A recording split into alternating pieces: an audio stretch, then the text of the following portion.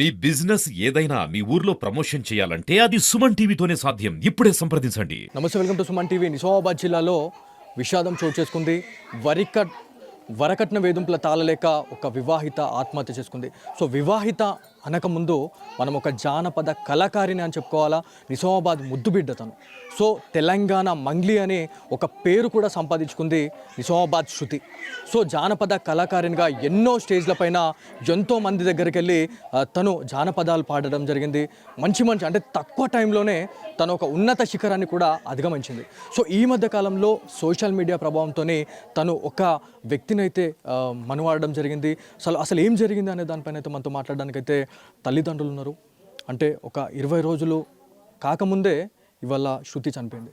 So అసలు అక్కడ ఏం జరిగింది? వరకట్న వేధింపులే ఇవాళ దీనికి ఈ హత్యకు కారణంగా మనకు తెలుస్తూ ఉంది. ఇది హత్యనా లేకపోతే ఆత్మహత్యనా అనే దానిపైన అయితే మనతో మాట్లాడడానికి శృతి వాళ్ళ మదర్ ఉన్నారు. ఒకసారి వారితో మాట్లాడడం. అమ్మ, మీరు చెప్పండి, మీకు శృతి ఒక 1 వీక్ బ్యాక్, ఒక 5 రోజుల కిందనే కాల్ చేసి మాట్లాడిందని చెప్పేసి చెప్తా ఉన్నారు. ఏం జరిగిందమ్మా? అసలు ఎట్లా ఉంటుండే శృతి? ఎట్లా ఉంటుండే? ఉంటుండే శృతిని ఏం పెట్టిండో తోలుకపోయి అట్లా చేసిండు సారు అసంటిది కాదు ఏం పెట్టేసిండో. మేము లగ్గం చేస్తున్నాము, అటే తోలుకపోయి లగ్గం చేసుకున్నాడు. నా మొగడు పోయి మాట్లాడొచ్చి 3 తులాలు నల్ల పెడతాను కానీ నా మరిది చచ్చిపోయింది. ఇక్కడ అడిగి వస్తాను మాట్లాడొచ్చి, నా పెద్ద బిడ్డ హైదరాబాద్ కాడ ఉంటుంది. హైదరాబాద్ కాడ కూర్చున్నట్టు కవర్ పోయింది. ఈ కవర్ పోగానే సోమవారం చేతికాడికి పోవటే ఉండే. ఇక సబ్బదాకా ఆగిపోయినాం సారు.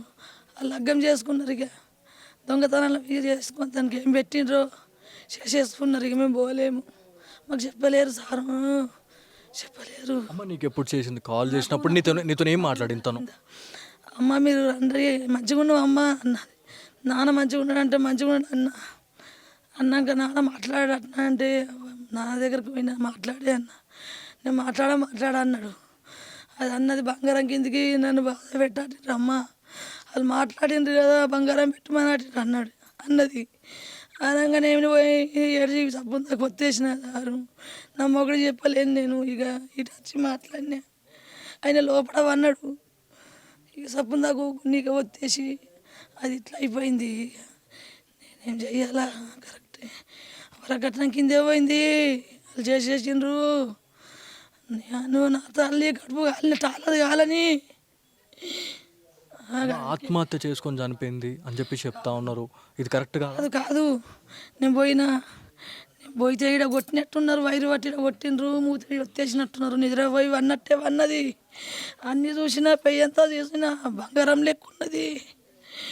అది మొత్తం మెత్త పెట్టి వచ్చేసినట్టున్నారు. మరొక తర్వాత మెడకు కొట్టిండ్రు, ఇంతకెళ్ళి ఇంత కొట్టిండ్రు, వైరు పట్టి కొట్టినట్టున్నారు. నల్లగా ఇంత మచ్చతోనే ఉన్నది. ఏడలేదు. అమ్మ, అంటే ఉరి వేసుకున్న తర్వాత నార్మల్గా కొన్ని ఆనవాళ్ళు కనిపిస్తాయి. కాకపోతే ఇక్కడ బ్లీడింగ్ అయినట్టు, రక్తం వచ్చినట్టు కనిపించింది. అదేంది మరి? అంటే కొట్టినప్పుడే అది వెళ్ళిందా? కమిలిపోయింది. నేను చూసినా, ముద్దించుకున్నా, కాళ్ళు మగ్గినా, లగ్గం చేసుకున్నావని నేను ముద్దించుకున్నా సారు. నా బంగారం నాడు అన్న సారు నన్ను తోలుక చేసిండ్రు. ఇక అలా కూడా మాట్లాడినా సార్. నేను ఈడికి అయిపోయింది. నా ఎవ్వను వరకట్నం పోయింది, పానం పోయింది సారు. వాళ్ళు తీసేసిండ్రు. 4 ఇంత కక్ష ఎందుకు? అంటే ఇంత ప్రేమించి పెళ్లి చేసుకున్న వ్యక్తి ఎంత మంచి చూసుకోవాలి, మరి ఇంత దారుణానికి ఎందుకు ఈయన ఒడిగట్టిండు అనేది. కక్ష మీద చేసుకున్నట్టున్నాడు. దీన్ని చేసేసి దీన్ని ఇట్లా చేస్తా అనుకున్నాడు సారు. చేసేసిండు. దానికి ఓళ్ళు లేరు అనుకున్నాడు. మేము ఇలా ముట్టు చేయటం పోలేము సారు. నా మరిది చచ్చిపోయిండు, సొంత మరిది. మేము ఎట్లా పోవాలా? 20 రోజులు కూడా కాలేదు. అది చేసుకున్నాడు. ఇక నా అన్న చచ్చిపోయిండు, దీని వెళ్ళిపోతుందని చేసేసిండ్రు. మేము ఇటుకి వెళ్ళి ఏడ్చినాము సారు. మేము ఎట్లా పోవాలా? మరిదిని కూడా కొట్టుకొని వారం రోజులు కాలేదు. అప్పటికి కూర్చుంటే పెద్ద మనిషితో మాట్లాడిపించినాము. ఆపురంటే ఆపలేరు. నా కొడుకు చచ్చిపోయినా దీని వెళ్ళిపోతుంది అన్నాడు అలా మామ. ఆడికి అయిపోయింది సారు, పానం పోయింది. అమ్మ, ఇంత కష్టకాలంలోనే వాళ్ళు ఇట్లా పెళ్లి చేసుకున్నారు అంటే ఇంకా కొన్ని రోజులు ఆగుతూ అయిపోయేది కదా. మరి ఇదే టైంలో చేసుకోవాలని వాళ్ళు అనుకున్నారు మరి అన్నాడు. నమ్మగాడు ఆగుండ్రి అంటే నాప అన్నాడు. ఆడు అలా మామ ఆప, నా కొడుకు చచ్చిపోయింది నేను వెళ్ళిపోతుంది అన్నాడు. చేసుకున్నారు ఇక వాళ్ళు ఏమో పుస్తకం 2 కట్టిండ్రు చేసుకున్నట్టున్నారు అంతే. కాళ్ళకు మట్టెలు ఉన్నాయి చూసిన సార్ నిన్న నేను అంతే. మేము పెట్టిన పట్టగొలుసులు ఉన్నాయి, కమ్మలు ఉన్నాయి సారు. ఆడ పుస్తకాలు కట్టిండుగా మట్టెలు పెట్టిండు సారు. చూసిన నా బంగారు తల్లి మెరుస్తున్నది సారు. సారు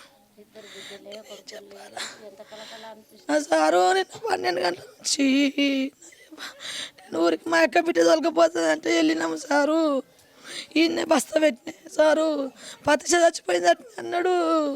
ఈయన్నే బొర్రి పోయినా వాళ్ళు కారు మీద వేసుకొని పోయిండ్రు. ఇక 4 కార్లు వచ్చినాయి, 4 కార్లు వచ్చినాయి, 5 కార్లు వచ్చినాయి. వాళ్ళు పారిపోయినరు, ఓళ్ళు లేరు. లోపటేసి తాళం వేసిండ్రు. నా బిడ్డ ఏదని నేను పోయినా సారు. పోయేటోళ్ళకి తాళం వేసేసిండ్రు, తన దగ్గర ఓళ్ళు లేరు. వాళ్ళు పారిపోయినరు. వాళ్ళు ఎవరిని మీరు చూడలేదమ్మా? అంటే వాళ్ళు ఎంత అంటే ఒకవేళ తప్పు చేయకపోతే వాళ్ళు ఇవాళ సాగుకు కూడా వచ్చేవాళ్ళు. మరి ఎందుకు వీళ్ళు ఇంత దొంగలాగా వీళ్ళు ఇలా దాక్కునే పరిస్థితి ఎందుకు వచ్చింది? పెట్టింది సారు అని ఫోన్ రాజు పెట్టి చేసుకుంటాను అలా చేస్తా అన్నాడు. ఇంకొక లగ్గం చేసినా ఏం చేస్తుంది అనుకొని చేస్తా అన్నాడు సారు. చేస్తాను ఒప్పుకొని వచ్చిండు. నా మరద చచ్చిపోయిండు. ఏం చెయ్యాలి సారు? ధనము సారు, ధనము నీ మీద